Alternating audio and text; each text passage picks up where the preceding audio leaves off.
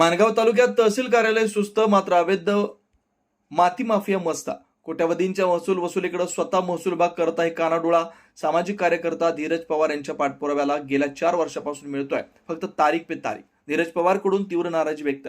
माणगाव तालुक्यात अवैध उत्खनन जोरात, काही ब्रासची रॉयल्टी आणि चक्क हजारो ब्रास माती उत्खनन. कुंपणच खातंय कसे जनता व निसर्गप्रेमींमध्ये संभ्रम निर्माण.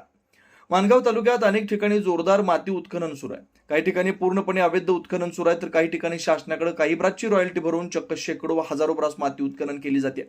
मात्र या बाबींकडे महसूल विभागाकडून कडक कारवाई करून शासनाच्या तिजोरीत महसूल पोहोचवण्याऐवजी कुठेतरी महसूल विभागाकडून पूर्णपणे दुर्लक्ष केलं जात असल्याचं निदर्शनास येतं.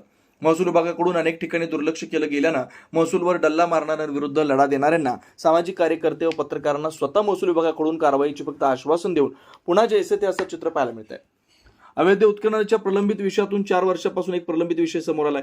माणगाव तालुक्यातील मलईकोंड वनी ग्रामपंचायत हद्दीतील मलईकोंड इथं मोठ्या प्रमाणात माती उत्खनन झालं होतं.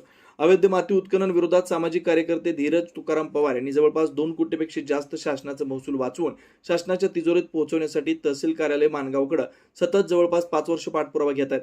मात्र गेल्या जवळपास 5 वर्षात तहसील कार्यालयाकडून अवैध उत्खनन विरोधात फक्त नोटीस बजावण्यात आले. ते देखील धीरज पवार यांनी खनिकर्म शाखा जिल्हाधिकारी कार्यालय अलिबाग इथं तक्रार केल्यामुळे आणि तहसील कार्यालय माणगावकडून कारवाईकडे दुर्लक्ष करत असल्यानं उपोषणाचा निश्चय केल्यामुळे त्यानंतर पुन्हा तहसील कार्यालयाकडून जैसे त्याची भूमिका सतत सुरू आहे.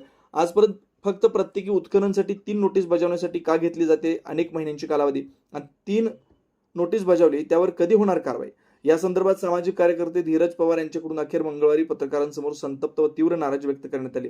यावेळी सामाजिक कार्यकर्ते धीरज पवार, माजी तहसीलदार दशरथ काळे व विद्यमान तहसीलदार लोकरे यांच्याकडून फक्त कारवाईचं आश्वासन देण्यात आले असल्याचं यावेळी म्हटलं.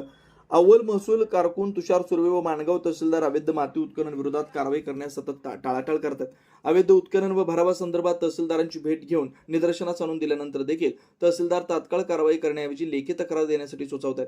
तसेच अवैध माती माफियांना महसूल अधिकारी मॅनेज झाले असल्याची शंका देखील यावेळी सामाजिक कार्यकर्ते धीरज पवार यांच्याकडून व्यक्त करण्यात आली.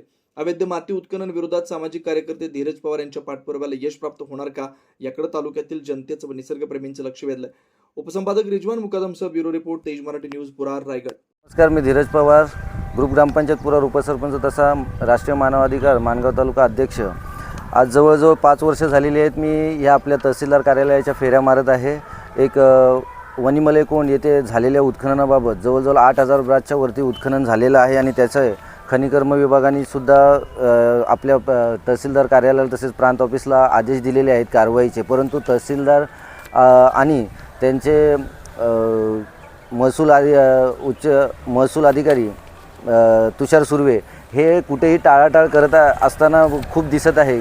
तथापि मला असेही निदर्शनास आले की जवळजवळ 5 वर्ष झाली मी आता या तहसील कार्यालयाच्या फेऱ्या मारून, परंतु हे कुठेतरी मॅनेज झाल्यासाठी आपलं शासन कुठेतरी या माती माफियांना मॅनेज झालेलं दिसत आहे. कारण कारवाईचे आदेश तर नोटीस आम्ही उपोषणाचे अर्ज दिल्यानंतर करतात आणि तरीही कारवाई कुठल्याही पद्धतीची दिसून येत नाही. आम्हाला रात्रीचे 8-8, 9-9 वाजेपर्यंत कार्यालयामध्ये बसून ठेवतात. आता आदेश काढतो, उद्या काढतो, आता आचारसंहिता आहे, आता इलेक्शन्स आहे, त्याच्यामुळे थांबा करून आता जवळजवळ 5 वर्ष झालेली आहे. जर आमच्यासारख्या सामान्य जनतेची सेवा करणारे आम्ही समाजसेवक जर आम्हाला जर एवढा म्हणजे त्रास होत असेल तर सामान्य जनतेला किती त्रास होत असेल.